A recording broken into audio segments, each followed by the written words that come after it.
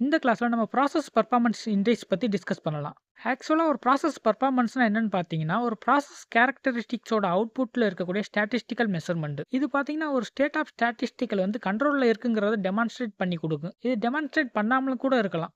இத வேற மாரி சொல்லணும்னா, ஒரு ப்ராசஸ்ல இருக்கக்கூடிய ஸ்டேட்ட வந்து ஸ்டாட்டிஸ்டிக்கல் கண்ட்ரோலுக்கு கொண்டு வரதுக்கு முன்னாடி, அந்த ப்ராசஸோட இனிஷியல் செட்டப்ல அந்த ப்ராசஸ் கேப்பபிலிட்டியோட ஒரு எஸ்டிமேஷன் கூட சொல்லலாம். இந்த ப்ராசஸ் பெர்ஃபார்மன்ஸ் இண்டெக்ஸ் பார்த்தீங்கன்னா, ப்ராசஸ் கேப்பபிலிட்டியிலிருந்து கொஞ்சம் டிஃபர் ஆகும். இது எந்த விதத்தில டிஃபர் ஆகுதுன்னு பார்த்தீங்கன்னா, இப்ப ப்ராசஸ் பெர்ஃபார்மன்ஸ் எடுத்துக்கிட்டீங்கன்னா, ஒரு ஸ்டேட்ல வந்து ஸ்டாட்டிஸ்டிக்கல் கண்ட்ரோல் வந்து கண்டிப்பா இருக்கணுங்கிற அவசியம் கிடையாது. பட் ப்ராசஸ் கேப்பபிலிட்டி எடுத்துக்கிட்டீங்கன்னா, உங்களுக்கு ஸ்டாட்டிஸ்டிக்கல் கண்ட்ரோல் கண்டிப்பா தேவை. ப்ராசஸ் பெர்ஃபார்மன்ஸ் இண்டெக்ஸ பொறுத்தவரை 3 டைப்ஸ்ல இருக்கு. Process performance index, process capability index. இத நம்ம பிபிஎம்னு கூட சொல்லிக்கலாம். இத பத்தி நம்ம இப்போ ஒன் பை ஒன்னா டீடைலா டிஸ்கஸ் பண்ணலாம். First process performance. இத வந்து ஷார்ட்டா நம்ம பிபின்னு சொல்லிக்கலாம். இதுக்கான ஃபார்முலா பார்த்தீங்கன்னா, PP equal to USL minus LSL divided by 6 sigma. இதுல யுஎஸ்எல்ங்கிறது பார்த்தீங்கன்னா, அப்பர் ஸ்பெசிஃபிகேஷன் லிமிட். அதே மாரி எல்எஸ்எல் பார்த்தீங்கன்னா, லோவர் ஸ்பெசிஃபிகேஷன் லிமிட். 6 சிக்மாவோட மீனிங் பார்த்தீங்கன்னா, அந்த ப்ராசஸ்ல இருக்கக்கூடிய நேச்சுரல் வேரியேஷன்.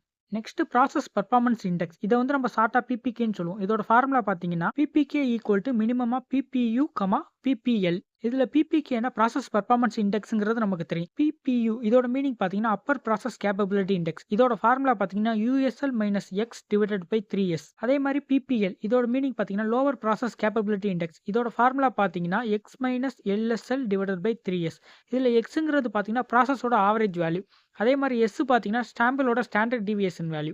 அதே மாரி யுஎஸ்எல் அண்ட் எல்எஸ்எல் நமக்கு தெரியும். Upper specification limit and lower specification limit. Last type process capability index mean. இத வந்து நம்ம ஷார்ட்டா சிபிஎம்னு சொல்லுவோம். இதோட ஃபார்முலா பார்த்தீங்கன்னா, CPM equal to USL minus LSL whole divided by 6 into square root of sigma squared plus mu minus T the whole square. இந்த ஃபார்முலாவை வேற மாதிரி சொல்லணும்னா, CPM equal to USL minus LSL whole divided by 6 into square root of summation of xi minus t the whole square whole divided by n minus 1.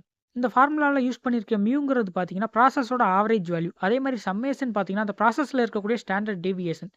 யூஎஸ்எல்ங்கிறது upper specification limit. அதே மாதிரி எல்எஸ்எல்ங்கிறது lower specification limit. டியோட meaning target value. அதாவது அந்த ப்ராசஸில் நம்ம control பண்ண நினைக்கிற அந்த சென்டர் ஆஃப் டாலரன்ஸ் வேல்யூ. எக்ஸ்ஐங்கிறது பார்த்தீங்கன்னா, சாம்பிள் ரீடிங்கோட வேல்யூ. அதே மாதிரி என்னங்கிறது பார்த்தீங்கன்னா, நம்பர் ஆஃப் சாம்பிளோட ரீடிங்.